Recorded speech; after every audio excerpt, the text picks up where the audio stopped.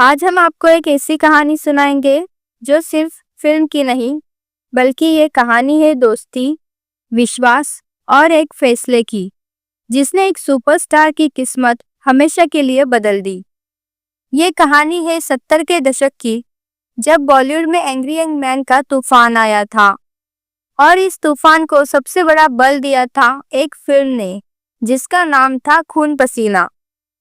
क्या आप जानते हैं, इस फिल्म की कहानी पर्दे के पीछे भी उतनी ही फिल्मी और ड्रामेटिक थी जितनी पर्दे पर थी।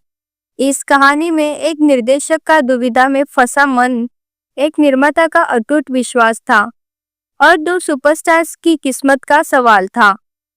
आइए आज हम इस पूरी दास्तान को विस्तार से जानेंगे। थे 70 के दशक की, जब भारतीय सिनेमा एक नए दौर से गुजर रहा था। पुरानी कहानियों की जगह अब समाज के संघर्ष, अन्याय और आक्रोश ने ले ली थी। और इस दौर के सबसे बड़े प्रतीक बनकर उभरे थे अमिताभ बच्चन। जंजीर और दीवार जैसी फिल्मों ने उन्होंने एक ऐसे किरदार को जन्म दिया जो हर आदमी की आवाज बन गया। द एंग्री यंग मैन, उनकी दमदार आवाज, उनकी लंबी कदकाठी और उनकी आंखों में दिखती आग ने हर भारतीय को अपना दीवाना बना दिया। दूसरी तरफ उस समय के सबसे स्टाइलिश और करिश्माई अभिनेता थे विनोद खन्ना। उनकी स्क्रीन प्रेजेंस, उनका एक्शन और उनका अंदाज दर्शकों को बहुत पसंद आया था। वो अपनी परफॉर्मेंस से किसी भी की फिल्म में जान डाल देते थे। वही अपनी खलनायकी और दमदार एक्टिंग के लिए मशहूर थे डैनी डेंजोप्पा। उनकी स्क्रीन प्रेजेंस ही इतनी जबरदस्त थी कि वो अकेले ही हीरो को कड़ी टक्कर दे सकते थे। इन तीनों कलाकारों का स्टारडम अपने चरम पर था और उसी समय निर्देशक राकेश कुमार एक ऐसी फिल्म की कहानी लिख रहे थे जो उनके करियर को एक नई ऊंचाई पर ले जाती। राकेश कुमार की फिल्म खून पसीना की कहानी एक मल्टी स्टारर फिल्म के लिए एकदम परफेक्ट थी। उनके दिमाग में एक ऐसी एक्शन फिल्म थी जिसमें दो बड़े कलाकार हो और एक दमदार विलेन। निर्देशक राकेश कुमार और विनोद खन्ना बहुत अच्छे दोस्त थे। उन्होंने साथ में कई फिल्में की थी और राकेश जी को विनोद खन्ना की एक्टिंग पर अटूट विश्वास था। इसीलिए उन्होंने फिल्म के हीरो के लिए विनोद खन्ना को चुना और विलेन के रोल के लिए उन्होंने डैनी को फाइनल किया। ये उस समय का एक बहुत ही परफेक्ट कॉम्बिनेशन था। फिल्म का काम शुरू होने ही वाला था कि तभी कहानी में एक ऐसा ट्विस्ट आया जिसने सब कुछ बदल दिया। फिल्म के निर्माता थे बब्बर सुभाष।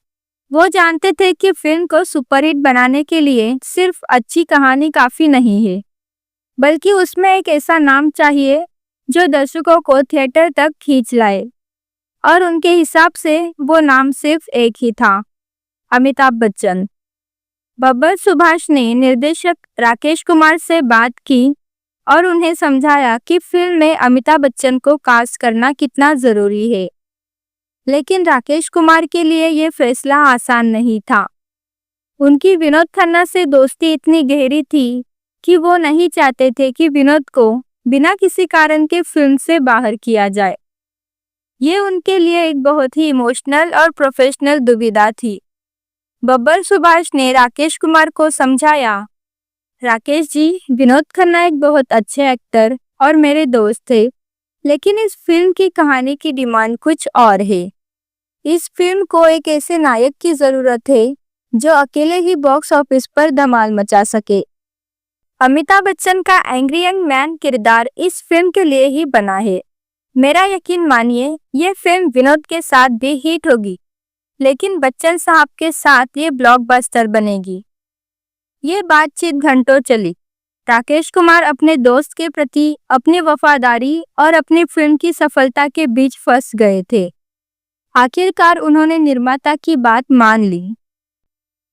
राकेश कुमार ने एक भारी मन से विनोद खन्ना और डैनी को फोन किया। उन्होंने विनोद खन्ना को पूरी बात बताई। विनोद खन्ना एक बहुत ही प्रोफेशनल कलाकार थे। उन्होंने बिना कोई सवाल किए इस फैसले को स्वीकार कर लिया। उन्होंने राकेश कुमार से कहा, कोई बात नहीं राकेश, फिल्म की सफलता सबसे जरूरी है। मैं तुम्हारे फैसले का सम्मान करता हूँ। ये थी उनकी महानता।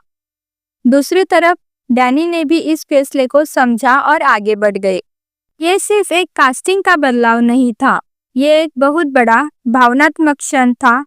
निर्देशक राकेश कुमार के लिए ये अपनी दोस्ती को एक बड़े मकसद के लिए पीछे छोड़ने जैसा था। इस फैसले ने यह साबित कर दिया कि फिल्म इंडस्ट्री में कभी-कभी प्रोफेशनल निर्णय निजी रिश्तों से ज्यादा महत्वपूर्ण थे।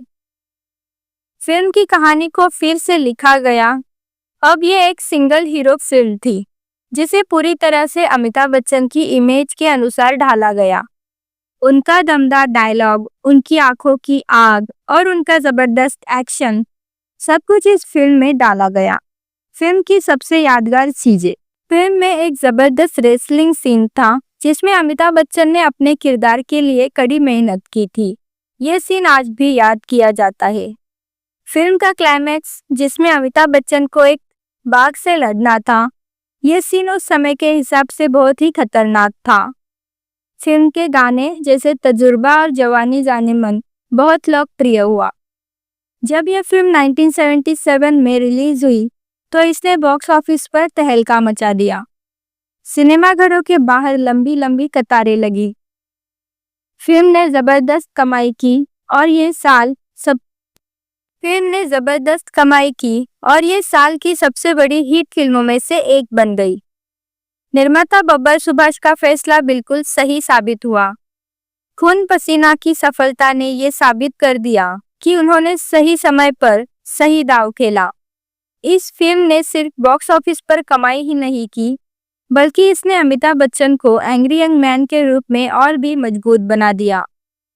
खून पसीना आज भी एक ऐसी फिल्म के रूप में याद की जाती है, जो एक बेहतरीन कहानी के साथ साथ एक अद्भुत भावनात्मक दास्तान भी है।